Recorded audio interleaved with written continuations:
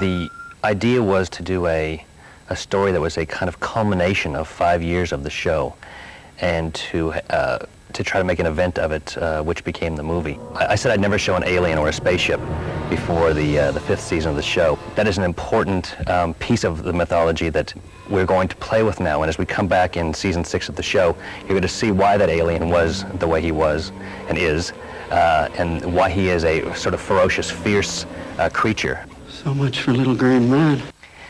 There was a scene written for the movie, and it had to do with Mulder's sister, who was, he believes, abducted when she was 8 years old. There was an answer given to that, a bigger and more complete answer than we'd ever gotten before. Why are you telling me this?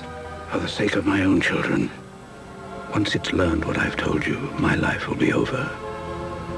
We realized it was just too much information, and so we cut it out. By putting it back into the movie, though, I think we're adding something back in that plays to the original spirit and intent of that scene, which was to give a big answer to a big question. We wanted to do something that was both frightening and big enough to justify its inclusion in the movie as a big event. I'm kind of scared of bees myself, so just being in the bee domes was a big deal for me. I put on a protective outfit, and I was in there during the filming, which was, in the end, really exhilarating because David and Gillian weren't in these get-ups, so you got to watch them really performing a pretty amazing stunt with live bees, thousands of live bees, and my hat's off to David and Gillian for pulling it off because the work that they do is just unbelievably hard. There's so many challenges in an action-adventure film that involve so many special effects. You know, pretending to be in Tunisia or pretending to be in the Antarctic, surrounded by green walls and certainly snow beneath us, but everything else that you see beyond us in the landscape and the mountains and everything is all special effects and CGI and computer everything, and it's remarkable. There was actually one scene at the end where we have to, where we're lying in the ice and the snow, and it's real ice that we've got our faces pressed against for some time while they're trying to get the shot. It was very cold. I have to say the most uncomfortable scenes to shoot were in the cornfield. I had to run very close behind David, so all of the corn that he goes through ends up like whacking me in the face.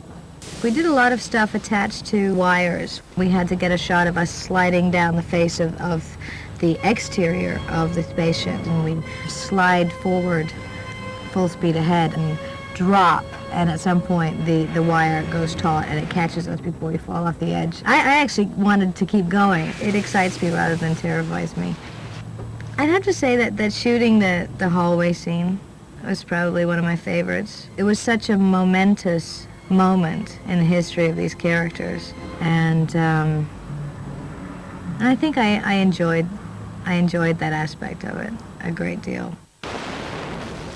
The movie is pivotal to understanding the series as you go on. Along the way, we will cover a lot of the ground and explain a lot of things that the movie may not have explained perfectly, but that's part of the fun of the X-Files. Unanswered questions, questions that are answered and then the answers are taken away. We're big Indian givers on this TV series.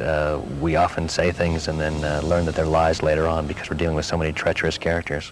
And I guess I'm a sort of treacherous character in that way too, and that I'm constantly pulling the rug out from underneath the viewer. So the movie is important to the series, all important. You will gain not only a bigger appreciation for the series as it goes forward, but the series as you look back.